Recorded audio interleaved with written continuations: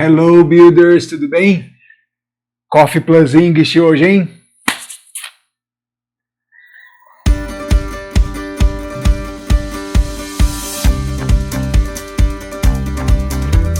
Tudo bem com vocês?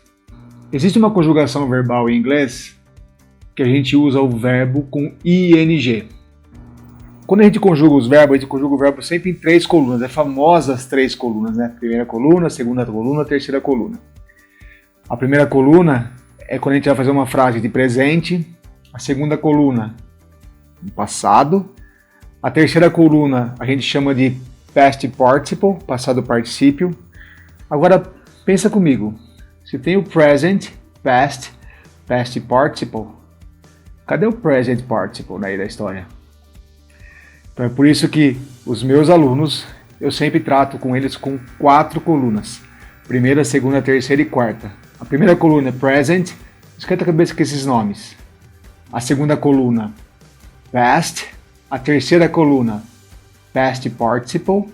E a quarta coluna, ela tem um nome, present participle, que é o verbo com ing, que a gente usa para várias coisas. A gente não usa só para aquele presente que está em andamento, sabe? A coisa que está em andamento. O que eu estou fazendo agora aqui? Eu estou conversando com vocês, gravando um vídeo. É o que está em andamento. O que você está fazendo? Você está assistindo esse vídeo.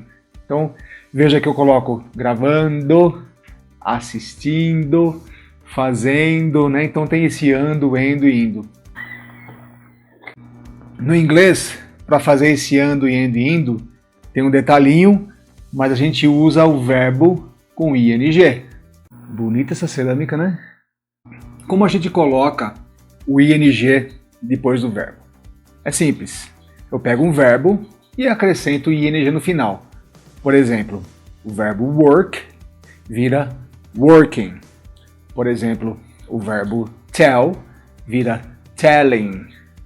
Por exemplo, o verbo read vira reading. Por exemplo, o verbo hear, laugh, laughing. Eu pego o verbo e acrescento o ing no final. Não tem pão de queijo hoje. Só que existem algumas regrinhas para esse ing vir depois do verbo. Normalmente, quando a gente vai fazer uma modificação no verbo, quando tem um verbo que acaba com y, a gente sempre tem que tomar um cuidado, né? Nesse caso aqui, a gente não faz nada.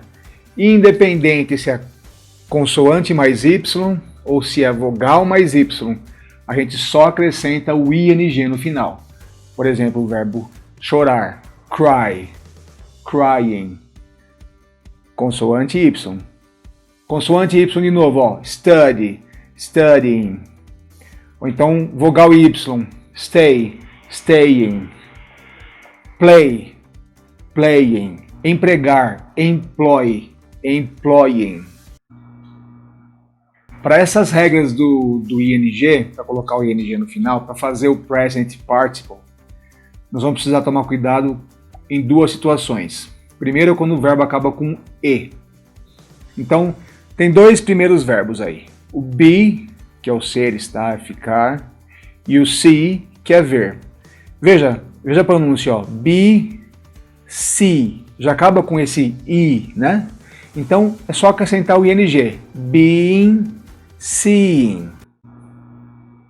Agora, os outros verbos que acabam com e, nós vamos tirar o e e colocar o ing no lugar. Por exemplo, o verbo morar, live. O verbo have, ter. O verbo fechar, close.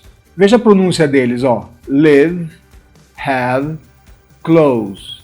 Eu não pronuncio o e.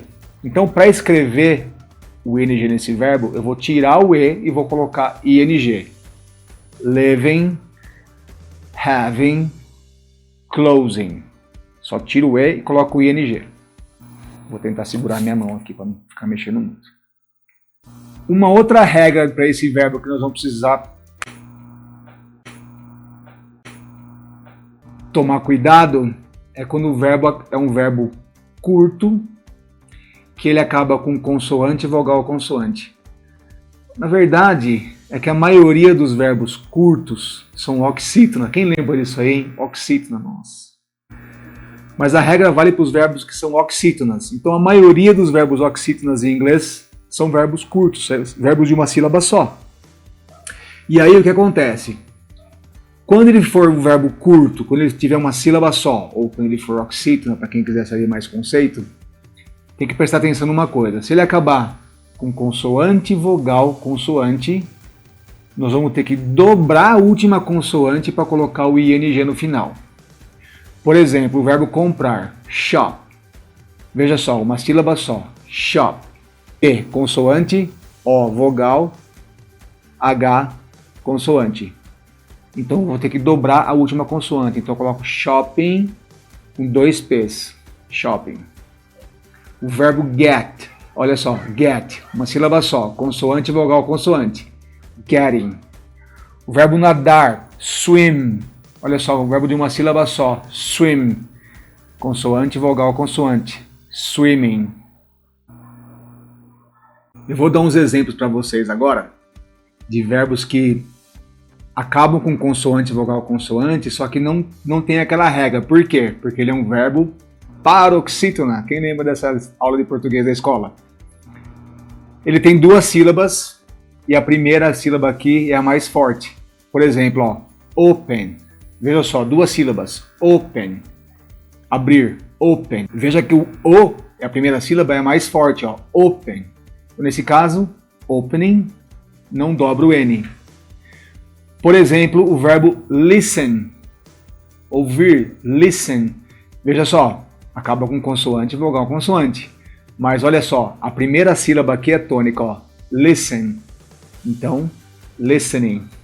Ok? Veio de Monte Verde, Minas Gerais. Vou dar um exemplo de um verbo de 2 sílabas, que é oxítono, ó. Begin. Begin. Begin. Begin. Então eu coloco 2 N's. Beginning.